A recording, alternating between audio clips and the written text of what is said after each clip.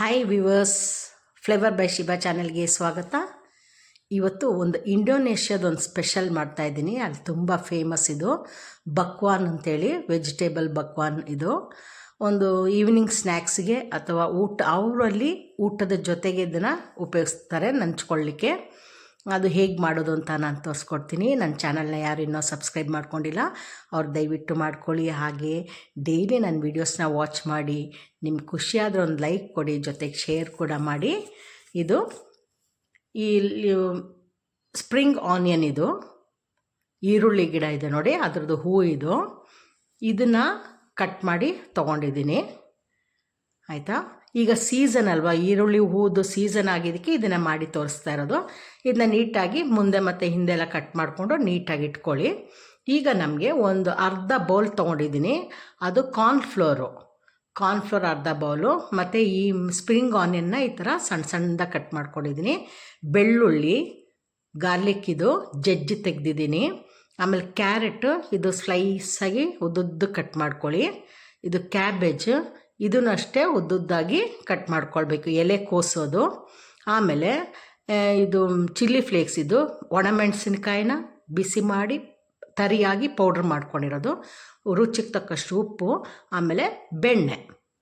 ಇದಿಷ್ಟನ್ನು ರೆಡಿ ಮಾಡ್ಕೊಳ್ಳಿ.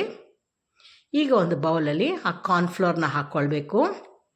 ಜೋಳದ ಹಿಟ್ಟು, ಅದು ಕಾರ್ನ್ಫ್ಲೋರ್ ಹಾಕ್ಬಿಟ್ಟು ಅದಕ್ಕೆ ರುಚಿಗೆ ತಕ್ಕಷ್ಟು ಉಪ್ಪು ಹಾಕ್ಕೊಳ್ಳಿ. ಉಪ್ಪು ಹಾಕ್ಬಿಟ್ಟು ನೀರಲ್ಲಿ ಅದನ್ನು ಮಿಕ್ಸ್ ಮಾಡ್ಕೊಳ್ಬೇಕು. ತುಂಬ ತೆಳ್ಳಗೆ ಮಾಡಬೇಡಿ, ಗಟ್ಟಿಯಾಗಿರಲಿ. ಅದು ಮೇಲೆ ಮಾತ್ರ ನೀರಂಗಿರುತ್ತೆ, ಕೆಳಗಡೆ ನಮಗೊಂಥರ ಸಿಮೆಂಟ್ ಪೇಸ್ಟ್ ಸಿಕ್ತಂಗೆ ಆ ಥರ ಅನಿಸ್ತಾ ಇರುತ್ತೆ. ಇದಿಷ್ಟು ಈ ಥರ ಮಿಕ್ಸಿಂಗ್ ಆದಾಗ ಕ್ಯಾರೆಟು ಸಣ್ಣ ಸಣ್ಣದಾಗಿ ಕಟ್ ಮಾಡಿ ಕ್ಯಾರೆಟು, ಮತ್ತು ಕ್ಯಾಬೇಜು ಎಲೆಕೋಸು ಅದು ಅಷ್ಟೇ ಸ್ಲೈಸಾಗಿ ಕಟ್ ಮಾಡಿರೋದು. ನಂತರ ಇದು ಸ್ಪ್ರಿಂಗ್ ಆನಿಯನ್, ಈರುಳ್ಳಿದು ಹೂ ಇದೆಲ್ಲ ಅದನ್ನು ಕಟ್ ಮಾಡಿ ಹಾಕಿರೋದು, ಮತ್ತು ಚಿಲ್ಲಿ ಫ್ಲೇಕ್ಸ್ ಅದೆಷ್ಟು ಬೇಕು, ಖಾರಕ್ಕೆ ಎಷ್ಟು ಬೇಕು ಅಷ್ಟು ಹಾಕ್ಕೊಳ್ಳಿ.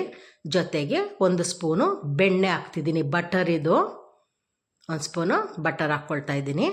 ಇದಿಷ್ಟನ್ನು ಚೆನ್ನಾಗಿ ಮಿಕ್ಸ್ ಮಾಡ್ಕೊಳ್ಳಿ. ಅಷ್ಟರಲ್ಲಿ ನಮಗೆ ಎಣ್ಣೆ ಇಟ್ಬಿಡೋಣ. ಯಾವಾಗಲೂ ನಾನು ಹೇಳ್ತೀನಿ, ಬಾಣಲಿ ಇಟ್ಬಿಟ್ಟು ಎಣ್ಣೆ ಇಟ್ಟರೆ ಎಣ್ಣೆ ಬಿಸಿ ಆಗಿರುತ್ತೆ. ಆ ಮಿಕ್ಸಿಂಗ್ ಚೆನ್ನಾಗಿ ಆದಮೇಲೆ ಒಂದು ಸ್ಪೂನಲ್ಲಿ ಹಿಂಗೆ ಹಾಕ್ಕೊಂಡು ಹೋಗಬೇಕು. ಪಕೋಡ ಥರನೂ ಅಲ್ಲ ಇದು. ಹೆಂಗೆ ಅಂತಂದರೆ ಒಂದು ತಿನ್ನುವಾಗ ಅದ್ರದ್ದು ಒಂದು ಟೇಸ್ಟ್ ಹೆಂಗಿರುತ್ತೆ ಅಂದರೆ, ನಮಗೆ ಈ ಡ್ರೈ ಗೋಬಿ ತಿಂತೀವಲ್ಲ ಆ ಟೇಸ್ಟ್ ಇರುತ್ತೆ. ಅಲ್ಲಿ ತುಂಬ ಫೇಮಸ್ ಇದು ಮಾಡೋದು.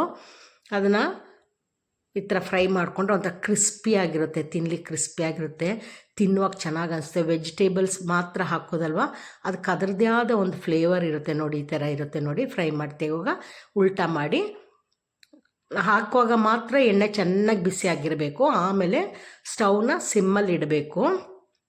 ಇಟ್ಬಿಟ್ಟು ಈ ಥರ ರೆಡಿ ಮಾಡ್ಕೊಳ್ಳಿ ನೋಡಿ. ಇಂಡೋನೇಷ್ಯಾದು ಬಕ್ವಾನ್ ರೆಡಿ ಇದೆ ಸ್ನ್ಯಾಕ್ಸ್. ನಮಗೆ ತುಂಬ ಚೆನ್ನಾಗಿ ಅನಿಸುತ್ತೆ, ಭಾಳ ಕ್ರಿಸ್ಪಿಯಾಗಿರುತ್ತೆ. ಆ ಕ್ಯಾರೆಟು ಮತ್ತು ಕ್ಯಾಬೇಜ್, ಸ್ಪ್ರಿಂಗ್ ಆನಿಯನ್ ಅದರದ್ದೆಲ್ಲ ಟೇಸ್ಟ್ ತುಂಬ ಚೆನ್ನಾಗಿ ಅನಿಸುತ್ತೆ. ನೆಕ್ಸ್ಟ್ ವೀಡಿಯೋದಲ್ಲಿ ಮೀಟ್ ಮಾಡೋಣ. ಟೇಕ್ ಕೇರ್, ಬಾಯ್ ಬಾಯ್.